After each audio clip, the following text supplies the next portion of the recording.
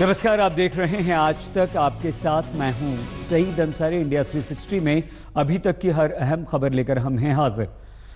BJP की परिवर्तन rally में लखनऊ में जनसैलाब उमड़ा तो प्रधानमंत्री नरेंद्र मोदी ने भी इसे सबसे बड़ी रैली बता दिया। लाखों लोगों की भीड़ के बीच प्रधानमंत्री नरेंद्र मोदी गरजे तो भ्रष्टाचार के खिलाफ जमकर बोले। रैली में मोदी ने कहा कि उत्तर प्रदेश में विकास का वनवास खत्म होगा। इस रैली में नरेंद्र मोदी ने समाजवादी पार्टी, बहुजन समाज पार्टी और कांग्रेस तीनों पर जमकर हमला बोला।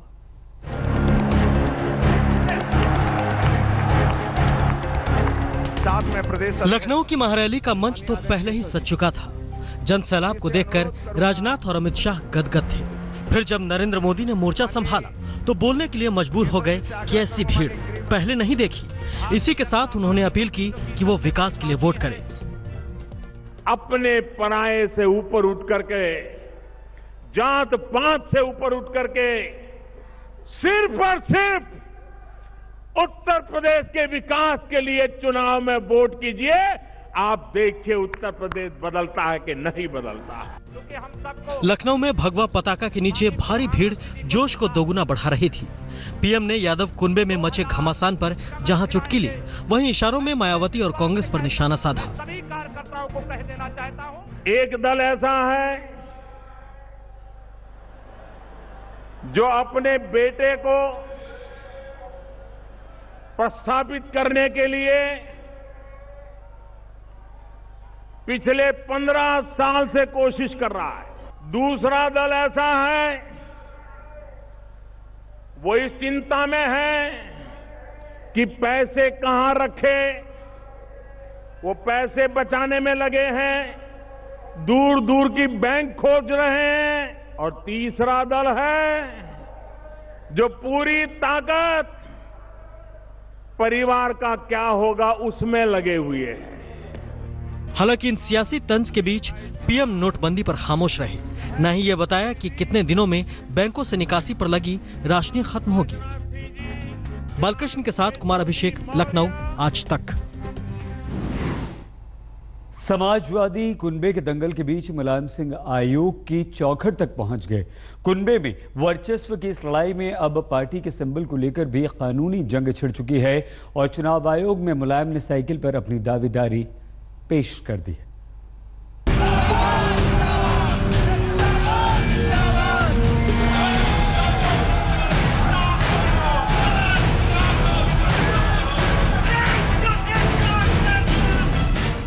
यूपी में समाजवादी पार्टी का दंगल लखनऊ से दिल्ली पहुंच चुका है। समाजवाद के इस घमासान में लगातार नए मोड़ आ रहे हैं। मुलायम सिंह पार्टी के चुनाव चिन्ह साइकिल पर अपना दावा जताने के लिए चुनाव आयोग पहुंचे। उनके साथ शिवपाल सिंह यादव के अलावा अमर सिंह और जया प्रदा भी थे। चुनाव आयोग के सामने मुलायम सिंह ने अपनी बात रखी और कहा कि साइकिल हमारा सिंबल है, हम इसी पर लड़ते आए हैं। मुलायम सिंह यादव इस बात की शिकायत कर रहे हैं कि जो राष्ट्रीय अधिवेशन हुआ है जनेश्वर मिश्र पार्क में, वो अधिवेशन पूरी तरह से असंवैधानिक है।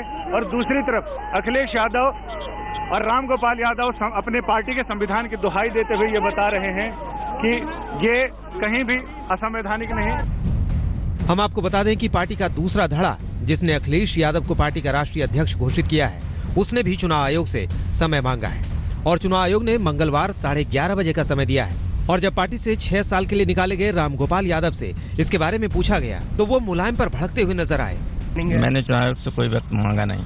जी सर, लेकिन जिस मुलायम सिंह यादव शिकायत कर रहे चुनाव आयोग में, तो उनसे पूछो जाके जो कर रहे, हम क्या करें?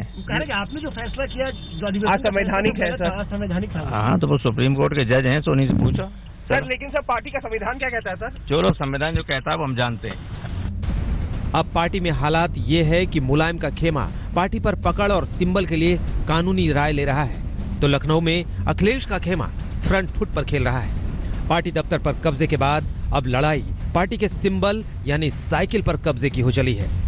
ऐसे में अमर सिंह भी लंदन से सीधे दिल्ली पहुंचे तो उन्होंने सीधे और सपाट लफ्जों में कहा कि उन्हें मुलायम के लिए खलनायक भी बनना पड़े तो बनेंगे। हम मुलायम सिंह जी के साथ थे, हैं, रहेंगे और उनके साथ रह करके अगर कभी नायक बने तो अगर खलनायक भी बनना पड़ेगा तो बनने के लिए तैयार है। लेकिन आप राजनीतिक शख्सियत है सर, अखिलेश यादव ने आपको पार्टी से निकाल दिया, आपको पार्टी से निकाल दिया, वो खुद पार्टी के आप इतना भी प्रोवोक करिए, प्रोवोक नहीं कर रहे। नहीं आप प्रोवोक ही कर रहे हैं, हमको ढेर प्रोवोक हो रहे हैं। नहीं, अखिलेश यादव राष्ट्रीय अध्यक्ष बन रहे हैं। मैं पहले भी किसी दल में नहीं था। जब मैं राज्यसभा बना उस समय तक मैंने समाजवादी पार्टी नहीं ज्वाइन की थी। बिना समाजवादी पार्टी में अधिकृत रूप से सम्मिलित हुए मुझे राज्यसभा का उम्मीदवार बनाया, और जब मैं राज्यसभा का उम्मीदवार बना तब मैंने समाजवादी पार्टी से पर्चा भरा। मैंने अन्य नेताओं की तरह पत्रकार वार्ता में हाथ जोड़ करके राज्यसभा का टिकट नहीं मांगा। यह पूछे जाने पर मुलायम सिंह जी ने कहा, अमर सिंह हमारे दल में नहीं है, हमारे दिल में है। तो अगर मुलायम सिंह जी अपने दिल से मुझे निष्कासित कर दें तो मेरे लिए खेद का विषय है, और दल का मेरे लिए कोई महत्व नहीं। रविवार को लखनऊ में समाजवादी पार्टी के राष्ट्रीय अधिवेशन में अखिलेश यादव को राष्ट्रीय अध्यक्ष घोषित किया गया था, जिसके बाद मुलायम सिंह ने इस अधिवेशन को असंवैधानिक घोषित कर दिया था। ये जो कुछ हो रहा है सभी असंवैधानिक हो रहा है, और हम नेताजी के साथ मरते दम तक साथ रहे और रहेंगे। दिल्ली में मुलायम सिंह यादव के समर्थक नेता जुटे हैं और नेताओं की आपस में बैठकें चल रही हैं।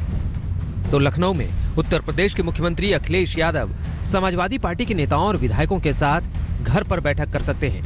सूत्रों के मुताबिक अखिलेश यादव की तरफ से रामगोपाल यादव चुनाव आयोग के सामने पार्टी के चुनाव चिन्ह का मुद्दा उठा सकते हैं। मुलायम सिंह ने अपनी साइकिल अपने तरीके से चलाई, जिसे जब चाहा बिठाया और जिसे जब चाहा नीचे गिरा दिया। लेकिन धरती पुत्र कहे जाने वाले मुलायम सिंह ने यह कब सोचा होगा कि एक दिन उनका बेटा ही उन्हें सीट से नीचे गिराकर धूल चटा देगा और अपनी साइकिल वापस पाने के लिए उन्हें दिल्ली आकर चुनाव आयोग का दरवाजा खटखटाना होगा। लखनऊ से कुमार अभिषेक के साथ बालकृष्ण, दिल्ली आज तक। नोटबंदी के बीच सरकार ने नए साल के 3 तोहफे भी देश की जनता को दिए हैं। उपभोक्ता मंत्रालय ने साफ कर दिया है कि होटल्स में सर्विस चार्ज देना या न देना अब आप पर निर्भर, यानी कि ग्राहकों पर निर्भर करेगा। कुछ बैंक्स ने होम लोन की ब्याज दरों में कटौती भी कर दी है। सरकार ने फिर से साफ कर दिया है कि बैंक्स में 2.5 लाख रुपए तक जमा कराने वाली गृहिणियों से कोई भी सवाल नहीं किया जाएगा। अब आप होटल्स में जाते हैं, खाना खाते हैं, तो वहां पर आपको अब सर्विस चार्ज देना होगा। अगर आप चाहें तो दीजिए, वरना नहीं देंगे। बैंक्स ने अपने होम लोन्स की ब्याज दरों में कटौती की है। अब नई ब्याज दरों के हिसाब से आपको 20 लाख रुपए के लोन पर 17,000 रुपए और 41,000 रुपए, देखिए यहां ध्यान से देखिएगा, आप चुकाने होंगे, यानी कि 1147 रुपए की सीधी मासिक बचत यहां पर आपकी हो रही है। और इसी तरह आप देखें तो 30 लाख रुपए की लोन की EMI बनती है 27,282 रुपए, मगर अब नई दर के अनुसार आपको 25,562 रुपए देने होंगे। मतलब यह हुआ कि 1,720 रुपए की आपकी बचत हो रही है। अगर किसी का 50 लाख रुपए का होम लोन है तो उनकी मासिक EMI, हर महीने जो EMI है वो 45,470 रुपए है, मगर अब दरों में कमी के बाद ये 42,603 रुपए ही रहेगी। मतलब ये हुआ कि अब आपको 2,867 रुपए कम देने होंगे। ये एक बहुत बड़ा फायदा होम लोन जिन लोगों ने लिया है उनके लिए है। और नए साल में सरकार ने ये तोहफा उन लोगों को दिया है जो नया घर खरीदना चाहते हैं और जिन्होंने लोन लिया है। बैंक के ग्राहक हैं वो अगर शिफ्ट करना चाहते हैं, उनके जितना जो हम लोग का जो ड्यू डिलिजेंस है वो तो हम लोग को करना पड़ेगा। हमारे अपने बैंक के ग्राहक अगर आते हैं हमारे पास और चाहते हैं कि आज की रेट पे वो उनका लोन स्विच ओवर करे, तो स्विच ओवर की एक फीस होती है, मिनिमम 10% एंड मैक्सिमम इज 0.5%। लेकिन इस बार के लिए हम लोग ये भी डिसाइड किए हैं कि ये जो हमारी स्विच ओवर फी है वो हम लोग लोन के साथ जोड़ देंगे, ताकि उनको अपफ्रंट देने की जो असुविधा होती है वो ना होए, और वो हमारी जो अब की रेट है और अब की स्प्रेड है उस पे आ पाए। वह अब बेहद पास हैं और ऐसे में वोटरों को लुभाने का कोई भी मौका नहीं छोड़ना चाहते। फिर से केजरीवाल 350वें प्रकाश उत्सव पर केजरीवाल पटना पहुंचे। उन्होंने गुरु के घर में मत्था टेका। बिहार के मुख्यमंत्री नीतीश कुमार से भी मिले। पंजाब चुनाव की राजनीति में अरविंद केजरीवाल पटना से आगे बढ़ चले हैं। जी हां, पटना 350वें प्रकाश उत्सव से गुलजार है। लाखों की संख्या में श्रद्धालु गुरु गोविंद सिंह की जन्मस्थली पर प्रकाश पर्व मनाने के लिए जुटे हैं। इस वक्त नजारा कुछ ऐसा है कि पूरा पंजाब मानो बिहार की धरती पर उतर आया हो। ऐसे में दिल्ली के मुख्यमंत्री अरविंद केजरीवाल पटना सिटी के हरमिंदर साहिब में गुरु गोविंद सिंह महाराज के 350वें प्रकाश उत्सव में शिरकत करने पहुंचे। आस्था के मौके पर केजरीवाल ने गुरु के घर में मत्था टेका और लीला गुरुद्वारा के लंगर में जाकर तीर्थ यात्रियों को गुरु का प्रसाद भी बांटा। केजरीवाल की नजर पंजाब चुनाव पर है और पटना में सिख श्रद्धालुओं का जमघट लगा है। समझने वाले समझ सकते हैं, लेकिन केजरीवाल कहते हैं कि वो इस वक्त राजनीति की बात नहीं करेंगे, वो सिर्फ प्रकाश पर्व पर बोलेंगे। ये जगह नहीं है, राजनीति नहीं है यहाँ पे। आप सबको भी बहुत बहुत बधाई हो प्रकाश पर्व की। हम आपको बता दें कि मुख्य पर्व 3, 4 और 5 जनवरी को मनाया जाएगा, लेकिन मंत्रियों और नेताओं का आना जाना शुरू हो चुका है। राजेश कुमार झा, पटना, आज तक। दिल्ली में नर्सरी में दाखिले के लिए फॉर्म्स आ गए, लेकिन ये फॉर्म्स अभी 1400 प्राइवेट स्कूल्स में ही आए हैं। फॉर्म भरने की अंतिम तारीख 23 जनवरी है।